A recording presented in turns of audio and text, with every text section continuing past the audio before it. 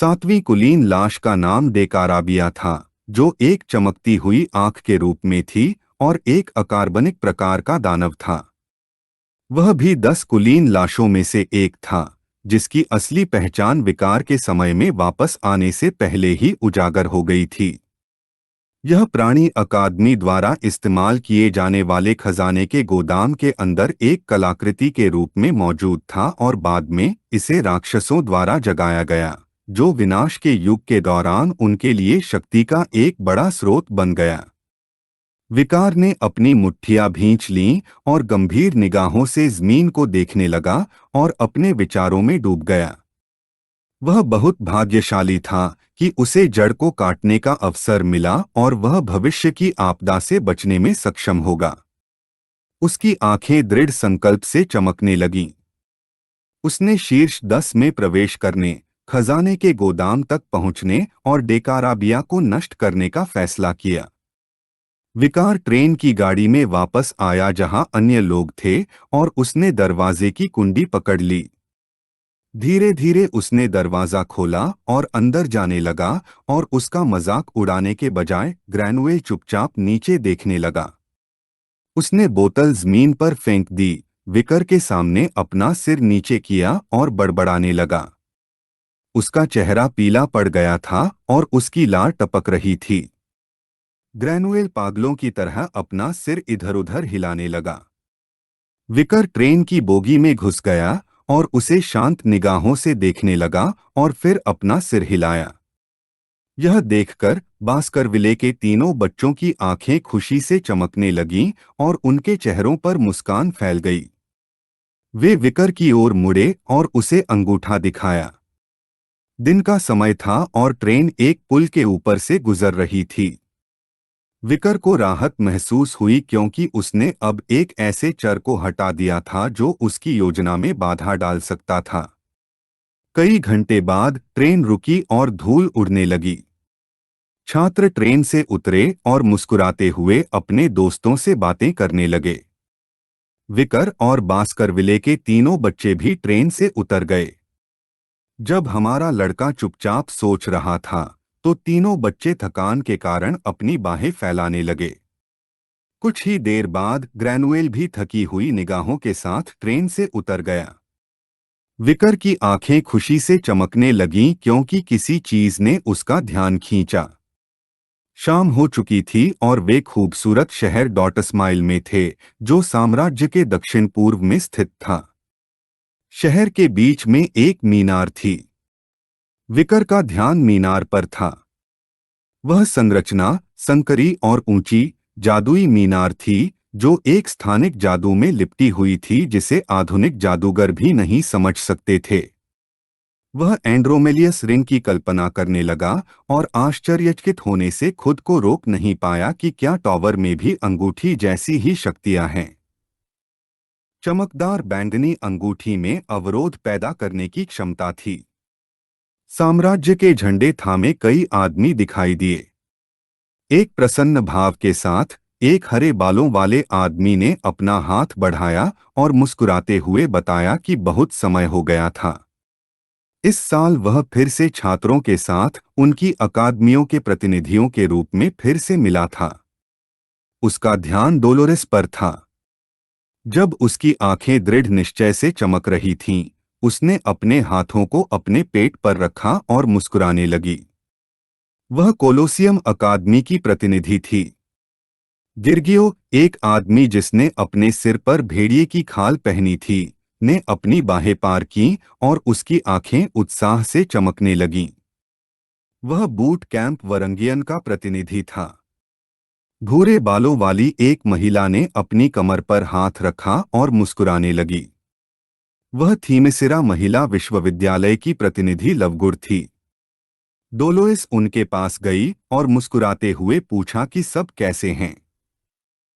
लवगुड, जिसने अपना हाथ अपनी कमर पर रखा था, उसकी ओर मुड़ी और मुस्कुराते हुए कहा कि उसकी राय में वे पिछली बार की तरह ही दिख रहे थे। गिर्गियो, जिसने अपनी बाहें पार की, ने बताया कि एक साल से थोड़ा कम समय हो गया था। हरे बालों वाले आदमी ने अपना हाथ बढ़ाया और बताया कि 11 महीने, 3 दिन 11 घंटे 43 मिनट और 12 सेकंड बीत चुके थे। गिरागियो की आंखें खुशी से चमकने लगीं और वह मुस्कुराए बिना नहीं रह सका क्योंकि उसे याद आया कि उसका नाम प्राउड एंड कनिंग था। उसके लिए उसका नाम अभी भी मजेदार था।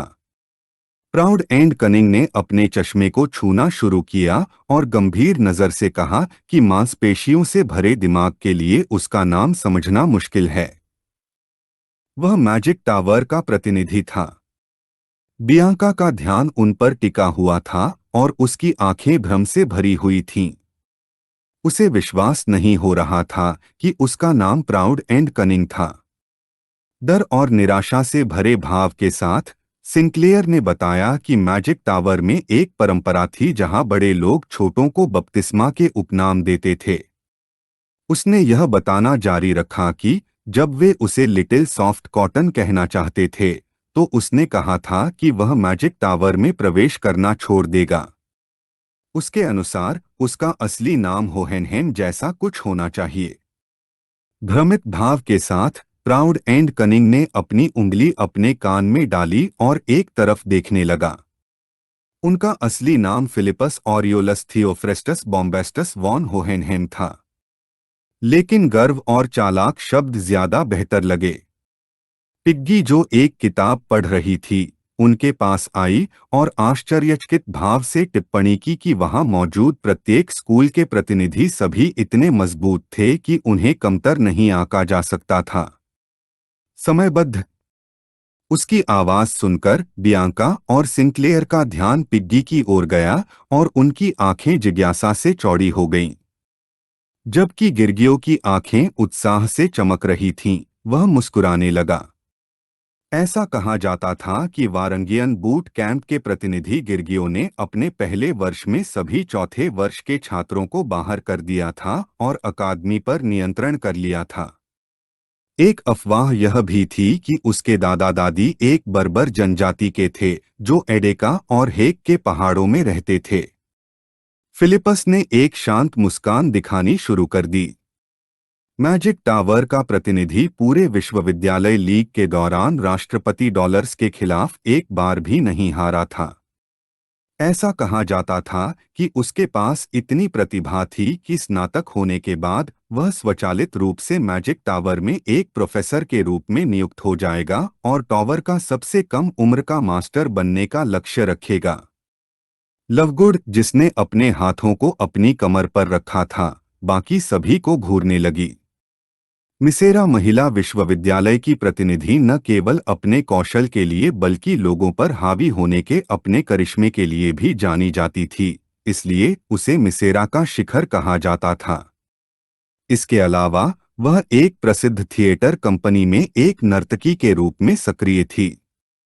उत्सुक नजर से पिगी ने पुस्तक की सामग्री को पढ़ना शुरू किया।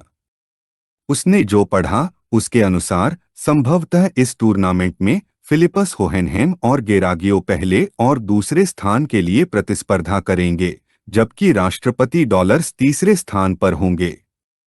पुस्तक में यह भी सुझाव दिया गया था कि चौथे स्थान पर मिसेरा से लवगुड होगा। सिंक्लेयर ने चुपचाप पिगी को देखना शुरू कर दिया, यह नहीं जानते हुए कि क्या कहना है। भ्रमित नजर से बियांका ने पूछा कि पिगी को यह सारी जानकारी कहाँ से मिली। तभी किसी ने अपना हाथ बढ़ाया, यह फिलिपस होहेनहेम था। जब सूरज चमक रहा था उसने एक हाथ अपनी कमर पर रखा और आत्मविश्वास से भरी नजर से महसूस किया कि उनके लिए जादुई टावर तक पहुंचना बहुत मुश्किल था, इसलिए उसने उन्हें सीधे उनके आवास पर ले जाने का फैसला किया। कई घंटों बाद रात हो गई और आसमान सितारों से भर गया। सिनक्लेयर, बियांका, पिग्गी, सांचो और ट्यूडर आवास पर पहुंचे। उन्होंने अपना सिर उठाया और उनकी आंखें आश्चर्य और खुशी से चौड़ी हो गईं। उनके सामने एक सुंदर मशरूम के आकार का आवास था। उन्हें विश्वास नहीं हो रहा था कि यह वह स्थान है जहां वे रहने जा रहे थे।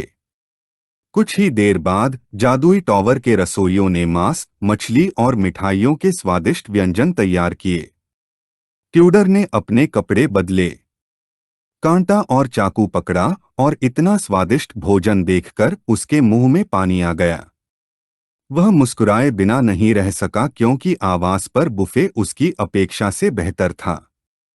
पिग्गी जो सिंक्लेयर के बगल में बैठी थी ने भ्रमित नजर से अपना सिर इधर-उधर घुमाना शुरू कर दिया। उसने पूछा कि क्या किसी ने विकर को देखा है, क्योंकि वह चिंतित होने लगा था। एक गंभीर नजर से बियांका ने उस मेज की ओर इशारा करना शुरू किया जहां विकर था। ट्यूडर ने कांटा टेबल पर रख दिया और पिग्गी से कहा कि वह विकर के बारे में चिंता करना बंद करे और उसे सलाह दी कि वह अपने बारे में चिंता करे। छात्र चुपचाप खा रहे थे। प्रत्येक अकादमी में 21वें वर्ष के छात्र, 32वें वर्ष के और 53वें वर्ष के छात्र आए थे, जो प्रत्येक स्कूल में कुल 100 थे। कुल 400 प्रतिभागियों में से केवल शीर्ष 10 को ही कलाकृति प्राप्त करने का अवसर मिलेगा। बियांका, जिसने अपना सिर अपने हाथ पर टिका रखा था, उसके भावों को देखकर गुस्से से बगल की ओर देखने लगी। ट्यूडर का ध्यान उस पर केंद्रित हो गया, जिससे वह कुछ हद तक भ्रमित हो गया। जब छात्रों में से एक कुछ खाने के लिए गया, तो उसने देखा कि कुछ भी नहीं बचा था क्योंकि बूट कैंप वरंगियन के एक आदमी ने सारा खाना अपनी प्लेट में रख लिया और मुस्कुराते हुए चला गया। वरंगियन बूट कैंप के छात्रों की प्लेटें खाने से भरी थीं। बियांका का ध्यान उन पर केंद्रित था। वह क्रोधित थी क्योंकि उन्हें वरंगियन के साथ रहना पड़ता था और उसे उनके शिष्टाचार की कमी पसंद नहीं थी। एक उत्साही मुस्कान के साथ वे फिर से अपनी प्लेटें भरने के लिए तैयार हो गए और अन्य छात्रों को एक तरफ धकेल दिया, क्योंकि उनके अनुसार भोजन में जो मायने रखता था वह रोटेशन था और मांस को बिना रुके आना चाहिए। उन्होंने दावा किया कि कुंजी पहले 5 मिनट में थी, क्योंकि यदि आप उन्हें जाने देते हैं तो आप ज्यादा नहीं खाएंगे और उनके लिए मात्रा गुणवत्ता से अधिक मायने रखती है। लड़की एक तरफ भाग गई, लेकिन इससे पहले कि वह जमीन पर गिरती, सांचो प्रकट हुआ और उसे कंधे से पकड़ लिया। एक आभारी नजर के साथ उसने उसे धन्यवाद दिया। जबकि वरंगियन बूट कैंप के छात्र विचलित थे, सांचो ने उनका ध्यान आकर्षित किया और उल्लेख किया कि यदि वे सब कुछ खा लेंगे तो दूसरों के लिए खाने के लिए कुछ नहीं बचेगा। उसकी आवाज सुनकर उनकी आंखें जिज्ञासा से चौड़ी हो गईं और वे मुड़े। एक गंभीर नजर के साथ सांचो ने अपना हाथ बढ़ाया और उल्लेख किया कि वे लाइन काट रहे थे, यह प्रकट करते हुए कि वे सभी को परेशान कर रहे थे। यह सुनकर ट्यूडर और पिग्गी की आंखें आश्चर्य से चौड़ी हो गईं और उनके जबड़े सदमे में खुले रह गए। पोनीटेल वाला आदमी रसोई के चिमटे से सांचो की ओर इशारा करने लगा, उसे गौर से देखने लगा और पूछा कि बुफे में लाइन कहाँ है, और यह भी कि स्टू क्यों। कोलोसियो अकादमी के डेंट बहुत शोर मचा रहे थे। लड़की सांचो के पीछे छिप गई और डरने की बजाय वह शांत भाव दिखाने लगा। सांचो को गुस्सा आने लगा, उसे डर था कि अगर वह पागल हो गया तो उसकी मांसपेशियां कम हो जाएंगी, इसलिए उसने उन्हें अनदेखा करने की कोशिश की थी। लेकिन वह जानता था कि यह काम नहीं करेगा। उस आदमी की आंखें गुस्से से चमकने लगीं। उसने अपने दांत भींच लिए जब उसने देखा कि वह सांचो जैसा दिखता है।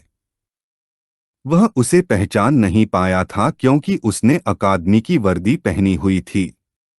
उसने सांचो का मजाक उड़ाया और उसे कायर कहा क्योंकि वह वारंगियन में प्रवेश परीक्षा देने के बाद भाग गया था।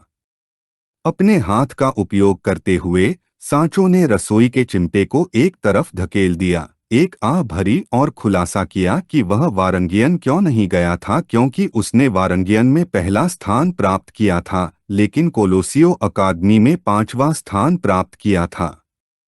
उसने सोचा कि कोलोसियो अकादमी में सीखने के लिए और भी बहुत कुछ है। उसने अपनी बाहें पार की और एक गंभीर नजर से पूछा कि वह कौन था। उस आदमी की आंखें क्रोध से भर गईं। उसने अपनी मुट्ठी भींची और खुद को बालासन के रूप में पेश किया, जिससे सांचो की मुलाकात परीक्षा के दौरान हुई थी। एक मजाकिया नजर से ट्यूडर ने अपना हाथ अपने मुंह पर रखा और कहा कि सांचो के लिए बालासन जैसे किसी व्यक्ति को याद रखना असंभव है। एक मुस्कान के साथ बियांका ने अपना हाथ आगे बढ़ाया और उल्लेख किया कि वरंगियन प्रवेश परीक्षा के पहले स्थान पर कोलोसियो में बहुत कुछ सीखने को था। सांचो ने अपनी आंखें बंद कर लीं और मुस्कुराते हुए सभी से कमजोरों का मजाक उड़ाना बंद करने को कहा। यह सुनते ही बालासन ने गुस्से में रसोई के चिमटे को कुचल दिया। उसने कहा कि वह वरंगियन के पहले वर्ष का नेता है, बोली बालासन, और कोलोसियो अकादमी के पहले वर्ष के छात्रों को द्वंद्वयुद्ध के लिए चुनौती दी। उसने सांचो की ओर अपनी उंगली से इशारा करना शुरू किया और उसे अपने सबसे अच्छे योद्धा सांचो को बुलाने के लिए कहा, और बाकी लोग चुप रहे। एक जिज्ञासु नजर से वे चुपचाप सोचने लगे। उनसे थोड़ी दूर पर विकर बैठा हुआ खाना खा रहा था। सभी का ध्यान उस पर टिका हुआ था। वे हमारे लड़के को चुपचाप देखने लगे।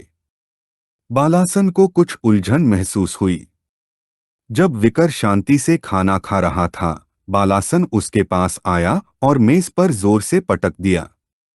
घबराने के बजाय हमारा लड़का शांत रहा। गुस्से से चमकती आंखों के साथ बालासन ने पूछा कि क्या विकर पहले सालों में सबसे मजबूत था। हमारा लड़का चुपचाप जमीन की ओर देखने लगा। बालासन ने विकर का खाना बर्बाद कर दिया था।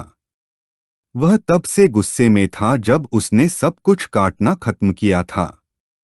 इस लड़के ने सब कुछ बर्बाद कर दिया था। इस वीडियो का अंत है। अगर आप लोग अगला भाग देखना चाहते हैं तो हमारे चैनल को सब्सक्राइब करें, वीडियो को शेयर करें और लाइक करें।